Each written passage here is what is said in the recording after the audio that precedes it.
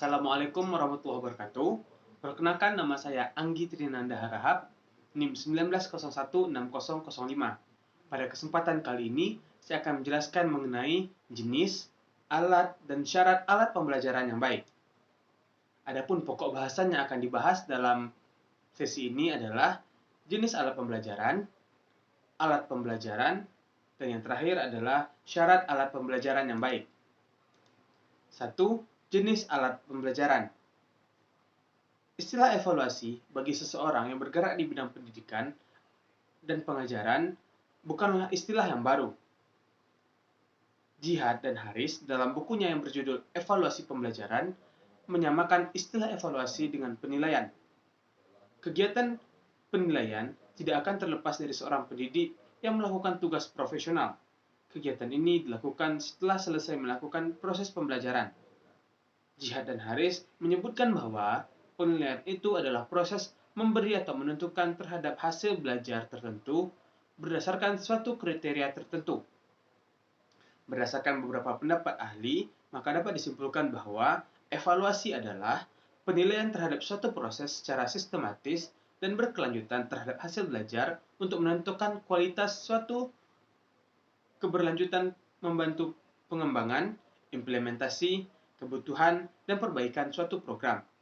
Untuk menerapkan sebuah evaluasi, maka dibutuhkan pula sebuah alat. Alat merupakan suatu cara yang dipergunakan untuk mencapai tujuan yang telah ditetapkan menurut Fathur Rahman dalam bukunya. Alat terbagi menjadi dua, yaitu alat verbal dan alat bantu nonverbal. Alat evaluasi yang biasa juga dikenal dengan istilah instrumen adalah suatu alat yang digunakan untuk memudahkan seseorang dalam melaksanakan tugas atau mencapai suatu tujuan secara lebih efektif dan efisien. Banyak alat atau instrumen yang dapat digunakan dalam kegiatan evaluasi, yaitu dalam bentuk tes dan no-tes. Alat evaluasi itu sendiri tidak terlepas dari tujuan evaluasi, yaitu untuk mengetahui kemajuan belajar peserta didik, untuk perbaikan dan peningkatan belajar peserta didik, serta sekaligus memberi umpan balik bagi perbaikan pelaksanaan kegiatan belajar. Adapun alat instrumen evaluasi sebagai berikut. 1. Tes. Tes merupakan susunan pernyataan yang harus dijawab, harus ditanggapi, atau tugas yang harus dilaksanakan oleh seseorang yang dites.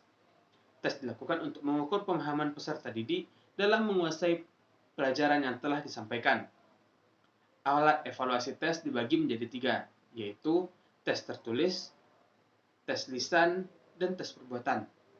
Tes tertulis merupakan tes dalam bentuk soal yang harus diselesaikan peserta didik secara tertulis. Sedangkan tes lisan merupakan tes dalam bentuk soal dan yang proses pengerjaannya dilakukan dalam bentuk lisan oleh pendidik dan peserta didik. Sedangkan tes dalam bentuk perbuatan merupakan tugas dalam bentuk praktik atau kegiatan untuk mengukur keterampilan peserta didik. Alat evaluasi dalam bentuk tes tertulis terdiri dari bentuk objektif dan bentuk uraian. Bentuk objektif meliputi pilihan ganda, isian, benar salah, menjodohkan, dan jawaban singkat. Sedangkan bentuk uraian meliputi uraian terbatas dan uraian bebas. 2. Alat no-tes. Alat evaluasi selanjutnya yaitu menggunakan jika kita ingin mengetahui kualitas proses dari produk suatu pekerjaan yang telah dikerjakan berkenaan dengan domain afektif seperti sikap, minat, bakat, dan motivasi. Alat evaluasi no-tes dapat dilakukan melalui pengamatan, skala sikap, angket, catatan harian, dan daftar cek. Alat atau instrumen evaluasi tersebut dapat dilakukan dengan menggunakan aplikasi Kahoot yang dapat memudahkan pendidik dalam menerapkan proses evaluasi yang membantu pendidik menjadi proses evaluasi menjadi bagian dari proses pembelajaran interaktif yang menyenangkan. 2. Alat pembelajaran. Alat evaluasi pembelajaran merupakan suatu proses atau kegiatan pengumpulan data dan informasi yang memiliki banyak dimensi.